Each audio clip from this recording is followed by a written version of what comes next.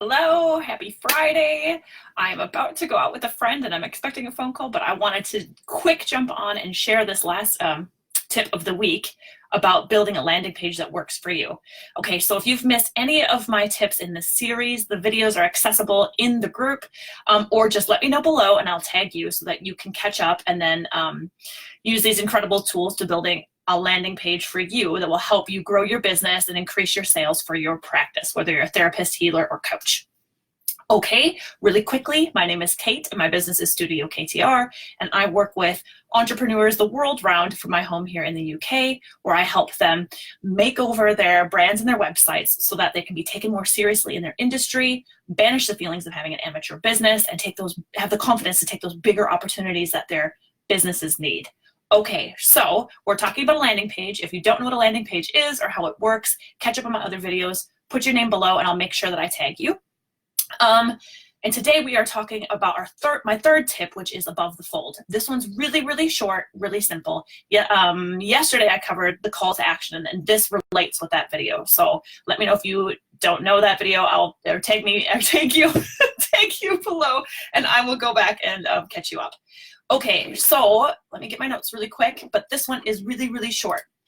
Okay, so you might have often heard that you need to put your important call to action above the fold. What the heck does that mean, right? I'm going to explain it to you. So when you're building a landing page, we discussed this yesterday, you need to have one important call to action, okay? And I talked about placing it in multiple places, and that's one of my tips today as well.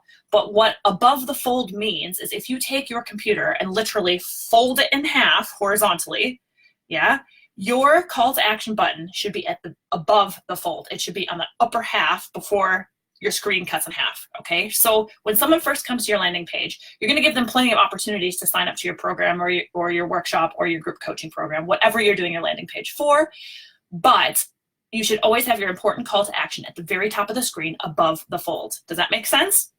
So that's the most important placement for it. Now, I discussed this yesterday, but I'll say it again today. You do need to have your call to action in multiple places down the page. And if you want to learn more about that, watch my video from yesterday.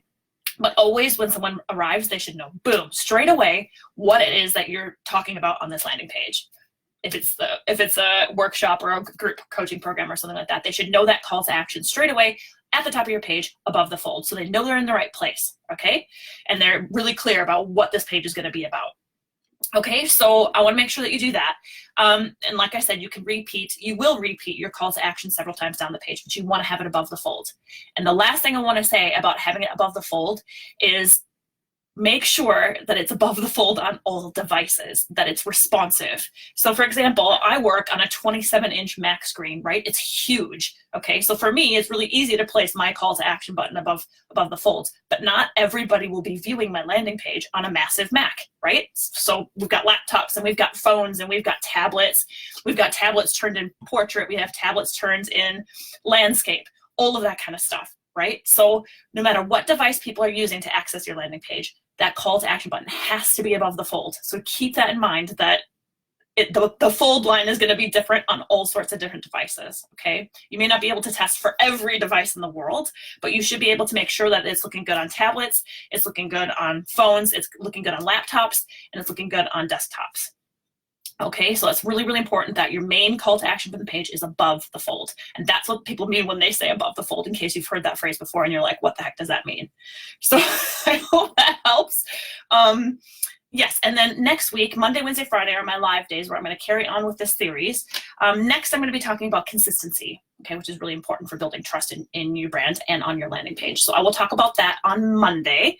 So once again, if you are watching this video now, say hi. If you're not, then hit or put replay, hashtag replay down below so I know you're catching the videos. If you want to be caught up, put your name below. I will catch you up. And just as a reminder, for the month of October, while I am describing this series to you, you can either take these tips, right? If you're technically inclined and you've got a good design eye and you want to DIY your landing page, these tips will be really, really helpful for you. And I'm hoping that you can apply these when you go ahead to build your landing page before your launch. But if you are not a techie, if you're not a DIY person, if you don't have the time or you just don't want to do it, give me a shout. During the month of October, I'm offering 10% off my landing page design only while I'm doing this series. So if you have a landing page and you know you're going to launch something, then get in touch with me if you would like my help. Okay, so I will see you guys on Monday, and have a lovely weekend, and we'll catch up soon. Okay, take care, guys. Bye.